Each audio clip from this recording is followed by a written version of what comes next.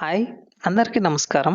ఈ వీడియోలో రైల్వే ఎంప్లాయీస్‌కి వచ్చే రైల్వే పాసెస్ గురించి కంప్లీట్‌గా తెలుసుకుందాం. దేశంలోనే అతిపెద్ద ఆర్గనైజేషన్ అయిన ఇండియన్ రైల్వేస్ తన లక్షలాది ఎంప్లాయీస్ అండ్ వాళ్ళ కుటుంబీకులతో ఎలాంటి బంధాన్ని పంచుకుంటుందో ఈ రైల్వే పాసెస్ మనకి తెలుపుతాయి. అసలు ఎవరు అర్హులు ఈ రైల్వే పాసెస్‌కి చూద్దాం.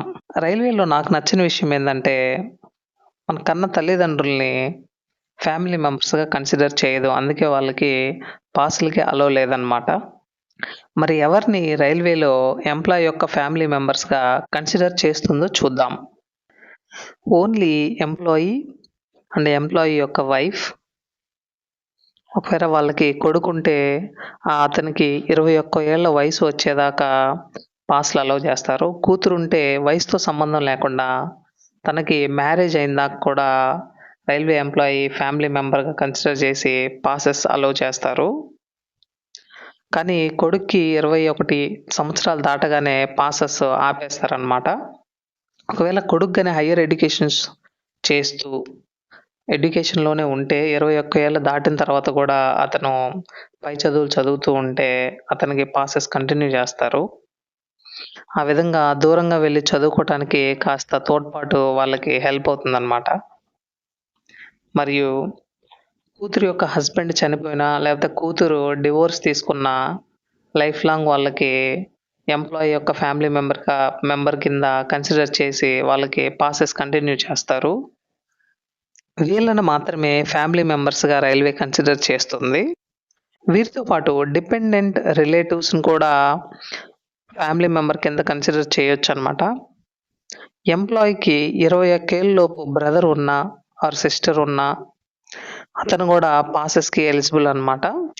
ఒకవేళ బ్రదర్ వికలాంగుడైతే లైఫ్ లాంగ్ ఇతను సర్వీస్‌లో ఉన్నంత కాలం కూడా ఆ బ్రదర్‌కి కూడా పాసెస్ అలౌ చేస్తారు. వాళ్ళకి జాబ్ లేకపోయినట్లయితే. అండ్ డిపెండెంట్ రిలేటివ్స్‌లో డివోర్స్‌డ్ ఆర్ వితంతు అయిన ఎంప్లాయీ సిస్టర్ కూడా డిపెండెంట్ రిలేటివ్ కింద వాళ్ళకి కూడా పాసెస్ అలౌ చేయొచ్చనమాట. సో, నేను చెప్పిన వీళ్ళు మాత్రమే ఫ్యామిలీ మెంబర్ లిస్ట్‌లో ఉంటారు. మిగతా ఎవరు కూడా ఫ్యామిలీ మెంబర్ లిస్ట్‌లో ఉండరు. అలాగే ఎంప్లాయీ తండ్రి చనిపోయినా, లేకపోతే 7 ఇయర్స్ తండ్రి కనపడకుండా పోయినా కూడా మదర్‌ని మాత్రం పాసెస్‌లోకి యాడ్ చేసుకోవచ్చు. ఆ రూలు సెపరేట్‌గా పెట్టారు. వీళ్ళ మొత్తం నంబర్ కౌంటు 5 కంటే దాటకూడదు.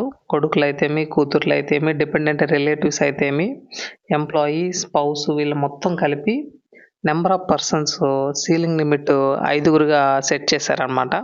ఇకపోతే డిఫరెంట్ టైప్స్ ఆఫ్ పాసెస్ గురించి తెలుసుకుందాం. First one privilege pass. ఇది గెజిటెడ్ ఆఫీసర్స్‌కి ఇస్తారు. ఒక సంవత్సరానికొచ్చి 6 సెట్లు వీళ్ళకిస్తారు. ఫస్ట్ క్లాస్ ఏ పాసెస్ లభిస్తాయన్నమాట. వీళ్ళతో పాటు వీళ్ళకి అటెండెంట్‌ని ఒకతను కూడా తీసుకెళ్ళవచ్చు. అతనికి సెకండ్ క్లాస్ పాస్ ఇస్తారనమాట. నాన్ గెజిటెడ్ ఎంప్లాయీస్ అందరికీ కూడా ఫస్ట్ ఇయర్ టు 5 ఇయర్స్ వరకు ఒక సెట్ మాత్రమే పాస్ ఇస్తారు. ఆఫ్టర్ 5 ఇయర్స్ 3 సెట్లు పాస్‌లు ఇస్తారనమాట వాళ్ళకి. ఇకపోతే second type of pass school pass. Employee యొక్క పిల్లలు దూరంగా చదువుకుంటుంటే వాళ్ళకి స్కూల్ పాసెస్ ఇస్తారు. ఎంప్లాయీకి ఏదన్నా సర్వీస్‌లో ఏదన్నా మిస్టేక్ అయ్యి చార్జ్ షీట్లు అలాంటివి వచ్చి అతని పాస్‌లు అప్పుడప్పుడు కట్ చేస్తుంటారు. అలా అతను పాస్‌లు కట్ చేసినా కూడా వాళ్ళ పిల్లలకి ఇచ్చే స్కూల్ పాసెస్ మాత్రం ఎట్టి పరిస్థితుల్లో కట్ చేయటానికి లేదనమాట. అంటే రైల్వే పిల్లల చదువు కోసము అలాంటి బలమైన నిర్ణయం తీసుకుంది. ఇకపోతే పీటీఓస్ అంటే ప్రివిలేజ్ టికెట్ ఆర్డర్. ఇవి పాసెస్ అయిపోయిన తర్వాత ఇవి పీటీఓస్‌కి అప్లై చేసుకుంటుంటారు. పీటీఓ అంటే టికెట్ అయ్యే ఖర్చులో 1/3 ఎంప్లాయీ కట్టుకుంటే చాలనమాట. అతను ట్రావెల్ చేయవచ్చు. అంటే సపోజ్ టికెట్ ₹300 ఉంటే అతను ₹100 పే చేస్తే చాలనమాట. అతను ఫ్రీగా ట్రావెల్ చేయొచ్చు. ఎంప్లాయీ రిటైర్ అయ్యాక కూడా ఈ పాసెస్ కంటిన్యూ అవుతాయి. కాకపోతే ఎంప్లాయీ 20 సంవత్సరాలు సర్వీసు ఖచ్చితంగా చేసుండాలి. అప్పుడు మాత్రమే ఈ పాసెస్ కంటిన్యూ అవుతాయి. ఒకవేళ రైల్వే ఎంప్లాయీ చనిపోతే ఎంప్లాయీకి 6 సెట్లు పాస్‌లు ఉన్నాయనుకుంటే దాంట్లో హాఫ్ ఆఫ్ ద సెట్స్ వైఫ్‌కి వస్తాయన్నమాట. విడో వైఫ్‌కి.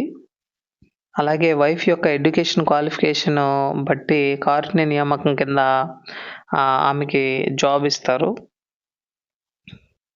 ఒకవేళ కొడుక్కి అప్పటికే ఎడ్యుకేషన్ క్వాలిఫికేషన్ ఉండి 18 ఇయర్స్ దాటి ఉంటే అతనికి క్వాలిఫికేషన్ బట్టి జాబ్ ఇస్తారనమాట. ఇంకా స్పెషల్ పాసెస్ ఉంటాయి.